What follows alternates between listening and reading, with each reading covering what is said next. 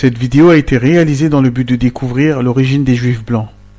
Elle a également été réalisée à des fins d'éducation uniquement. Les nombreux auteurs qui ont traité ce sujet au cours du XVIIIe et XIXe siècle s'accordent à dire que les Yahoudim proviennent d'ancêtres noirs. Alors la question est la suivante. Comment des Yahoudim qui étaient à l'origine noirs sont-ils devenus blancs? Pour répondre à cette question, intéressons-nous au livre intitulé A Treatise on Physical Geography par Barrington, publié en 1851. On peut trouver ce livre à la New York Public Library. Nous pouvons lire à la page 297 le passage suivant. Where change of complexion is produced, as it often is by intermixture, there is only an approximation to either of the color. Thus, the mulatto is never as black as the negro. Now, in the cases we have mentioned, there is a complete similar hue. The argument from intermixture is further refuted by historic knowledge. Thus, the Jews are a people who have ever, according to the prophecy, dwelt alone, without intermixing with the nations to this day. Now, the separate race, all descended from brown ancestors, for Abraham, Isaac, and Jacob, must have been dark as Mar Yohanan, if not darker, exhibit every shade of color, from the black Jews of Malabar, of whom we have such an interesting account by Dr. Claudius Buchanan, to the rose and lily complexion of the Jewesses on the banks of the Elbe. We need go no further than the Jews of southern Spain and compare them with those of Holland and northern Germany to perceive a very striking difference. The Spanish Jew is always dark complexion and his hair is uniformly black, whilst the German Jew is often as fair as any German and has light or red hair with blue eyes. Ce que l'on peut traduire par « lorsqu'un changement de teint est produit, comme c'est souvent le cas par le mélange, il n'y a qu'une approximation à l'une ou l'autre des races. Ainsi, le mulâtre n'est jamais aussi noir que le nègre. » Or, dans le cas que nous avons mentionné, il y a une similitude complète de teinte. L'argument du mélange est également réfuté par la connaissance historique. Ainsi, les Juifs sont un peuple qui, selon la prophétie, a toujours habité à part, sans se mélanger avec les nations, jusqu'à ce jour. Maintenant, cette race distincte, toute issue d'ancêtres noirs, car Abraham, Isaac et Jacob ont dû être aussi foncés que Marc Yohanan, sinon plus foncés, présente toutes les nuances de couleurs. Des Juifs noirs de Malabar, dont nous avons un compte-rendu intéressant de la part du Dr Claudius Buchanan, au teint rose et lisse des femmes juives sur les rives de l'Elbe, nous n'avons qu'à examiner les Juifs du sud de l'Espagne et à les comparer à ceux de Hollande et d'Allemagne du Nord pour percevoir une différence très frappante. Le Juif espagnol a toujours le teint sombre et ses cheveux sont uniformément noirs, tandis que le Juif allemand est souvent aussi clair qu'un Allemand et a des cheveux blonds ou roux avec des yeux bleus. Ici, l'auteur a compris que l'autre groupe ethnique des Yahoudim ne provenait pas d'un mélange interracial. Cependant, il a ensuite commis l'erreur d'attribuer ce changement à une localisation physique. Les Yahoudim étaient présents en Espagne depuis de nombreux siècles et n'avaient jamais blanchi. Il n'a pas mené une investigation assez approfondie. Intéressons-nous maintenant au livre intitulé The Jews and Moors in Spain par Joseph Kroscoff, publié en 1887. On peut trouver ce livre à l'université d'Harvard. On peut lire à la page 148 le passage suivant. West of Caspian Sea is a powerful kingdom named Khoza, before the strength of which the Persian monarchy trembles, and whose favor and alliance is courted by the Greek Empire. Its original inhabitants were a Turkoman tribe who had gradually abandoned their nomadic habits and maintained considerable commerce. Their capital, Belanja, is situated at the mouth of the Volga, and a line of cities stretches across from thence to the Don.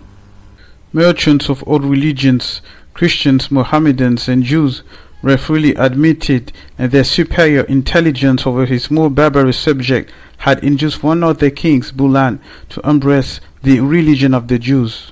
His choice between the conflicting claims of Christianity, Mohammedanism, and Judaism was decided in this manner.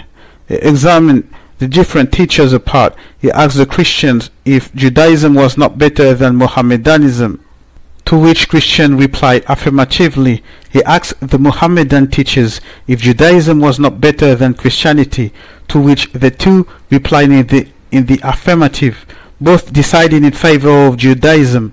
The king embraced the faith of Moses and induced learned Jewish teachers to settle in his domain. A belief in Judaism is the necessary condition of the accession to the throne. The most liberal toleration of all other forms of faith prevails, but of this Jewish kingdom nothing was known in Spain till Chasdai learned of its existence through the ambassadors of the Byzantine Emperor. Ce que l'on peut traduire par « à l'ouest de la mer Caspienne se trouve un puissant royaume appelé Khazar, devant la force duquel La monarchie perse tremble et dont la faveur et l'alliance sont recherchées par l'Empire grec. Ses habitants d'origine étaient une tribu turcomane qui avait peu à peu abandonné ses habitudes nomades et développé un commerce considérable. Leur capitale Bilangiar est située à l'embouchure de la Volga et une ligne de ville s'étend de là jusqu'au Don. Les marchands de toute religion, chrétiens, musulmans et juifs, étaient librement admis et leur intelligence supérieure par rapport à leurs sujets plus barbares avait poussé l'un de leurs rois, Boulan, en 740 après Jésus-Christ, à embrasser la religion juive.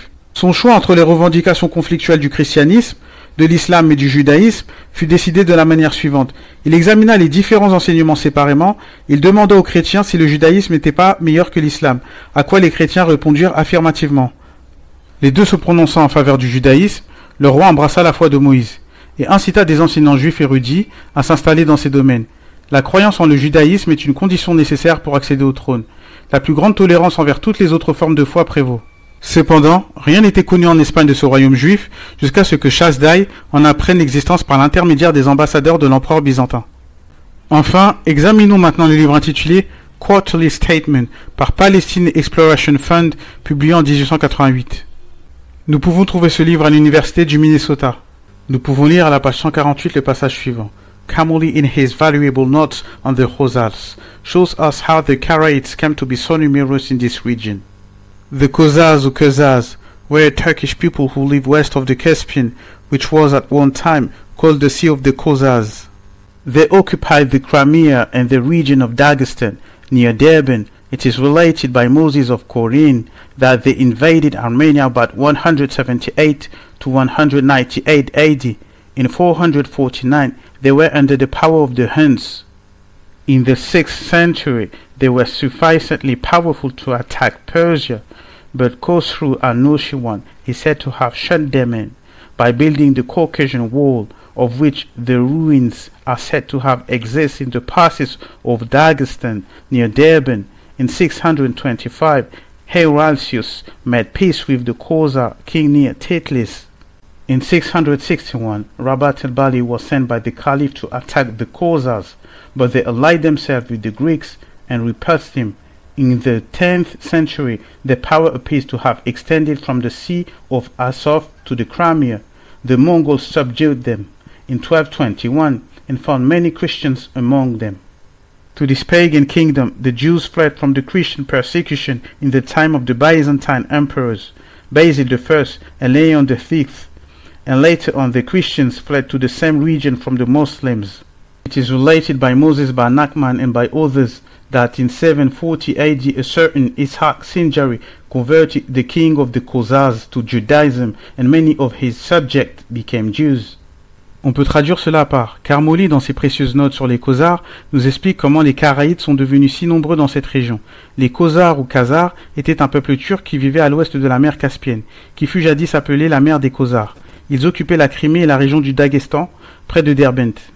Moïse de Corène relate qu'ils ont envahi l'Arménie vers 178 jusqu'en 198 après Jésus-Christ. En 449, ils étaient sous la domination des Huns. Au VIe siècle, ils étaient suffisamment puissants pour attaquer la Perse. Mais Khosrow Anushirwan aurait réussi à les enfermer en construisant le mur du Caucase, dont les ruines sont censées exister dans les passages du Daghestan, près de Derbent. En 625, Héraclius fit la paix avec les rois des Khazars près de Titlis. En 661, Rabat el-Bali fut envoyé par le calife pour attaquer les Khazars, mais ces derniers s'allièrent aux Grecs et le repoussèrent. Au Xe siècle, leur puissance semblait s'étendre de la mer d'Azov à la Crimée. Les Mongols les soumirent en 1221 et découvrirent de nombreux chrétiens parmi eux. À ce royaume païen, les Juifs ont fui la persécution chrétienne à l'époque des empereurs byzantins, Basile Ier et Léon VI. Et plus tard, les chrétiens ont fui vers la même région pour échapper aux musulmans. Moïse Bar Nachman ainsi que d'autres relatent qu'en 740 après Jésus-Christ, un certain Ishaq Sinjari a converti le roi des Khazars au judaïsme et que bon nombre de ses sujets sont devenus juifs. Vous connaîtrez la vérité et la vérité vous affranchira. Likez, commentez, partagez et abonnez-vous à la chaîne pour que d'autres histoires cachées vous soient révélées. Peace.